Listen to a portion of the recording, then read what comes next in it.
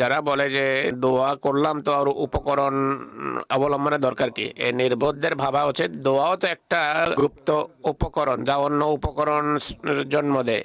ইয়াকা নাবুদু যে প্রথমে রাখা হয়েছে, ইয়াকা নাস্তাইন পরে রাখা হয়েছে, এটি কথার ব্যাখ্যা করে যে প্রথমে উপকরণকে কাজে লাগাও, উপায়কে কাজে লাগাও, এরপর আল্লাহর উপর ভরসা করো। উপায় প্রথমে কাজে লাগাবে, তাহলে আল্লাহ বরকত দেবেন, আর আল্লাহর কাছে তখন সাহায্য চাও যেন খোদা তাআলা ক্রমাগতভাবে বরকত দেন। কখনো মানবীয় প্রচেষ্টায় কোনো ত্রুটি থাকা উচিত না। শুধু রমজানের এক মাস চেষ্টা করে যদি আমরা আনন্দিত হতে থাকি যে যা করার ছিল করে ফেলেছি, এখন আল্লাহ তাআলা সব কিছু দিয়ে দেবেন, এটি ভ্রান্ত কথা। এমনটি মোটেই হওয়া উচিত নয়, মোমেন এমনটি করা উচিত নয়। বরং মোমেনের চেষ্টা, ইবাদত, জিক্রে এলাহি, পুণ্যের কথা এবং বান্দাদের অধিকার প্রদানের দিকে সবসময় দৃষ্টি রাখতে হবে। কেবল তবে প্রকৃত অর্থে কল্যাণ বরকত লাভ হতে পারে। অনেকে মনে করে রমজানে যেই চেষ্টা করলাম খোদার জন্য এখন আবশ্যক হলো, এর বিনিময়ে সারা জীবন না হলেও কমসে কম আগামী রমজান পর্যন্ত যেন নিজ ফজল এবং কৃপায় আমাদেরকে ধন্য করেন। অনেকের ধ্যান ধারণা এমনই। এ ধরনের লোক সব যুগেই জন্মগ্রহণ করে। মুসলিম মত একটা উদাহরণ দিয়েছে ঈদের খুতবায়।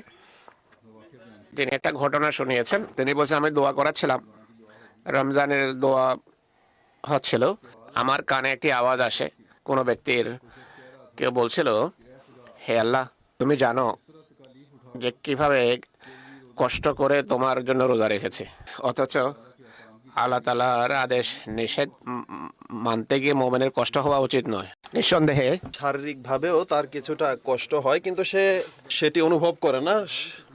সে তার পথে অনেক বড় কষ্ট বরণ করেও সে লজ্জিত হয় যে সে কিছুই করতে পারেনি। আর এইভাবেই যদি দেখা হয়, তাহলে আমরা খোদা তাআলার জন্য কি বা কষ্ট বরণ করেছি। বহু মানুষ এমন আছে যারা রুটিও পায় না, ক্ষুধার্ত থাকে, কিন্তু যারা পায় তারা যদি রোজা রেখে এই কথা বলে যে সে কষ্ট বরণ করে রোজা রেখেছে, তাহলে সে খোদা তাআলার নিয়ামতের অকৃতজ্ঞতা প্রদর্শনকারী হবে। আল্লাহ তাআলার কাছে চাওয়ার হাজার হাজার পথ আছে, বহু পদ্ধতি রয়েছে। এটি কি আবশ্যক যে চাওয়ার জন্য বেয়াদবির পথ অবলম্বন করা হবে? এভাবে নিজের জন্য খোদার কৃপার পথ মানুষ বন্ধ করে নেবে। স্মরণ রেখো, রোজা রাখার তৌফিকও খোদা তাআলার কৃপাতেই লাভ হয়। অতএব এই দোয়াকারীর নিয়ত যদি ভুল নাও হয়, তবুও জ্ঞান স্বল্পতা এবং কষ্টের কারণে তার মুখ দিয়ে এই কথা বের হয়েছে। তাই দোয়া করার সময় আল্লাহ তাআলার কাছে সাহায্য চাওয়ার ক্ষেত্রেও খুবই চিন্তা ভাবনা করে করা উচিত এবং সমীচীন শব্দ ব্যবহার করা উচিত।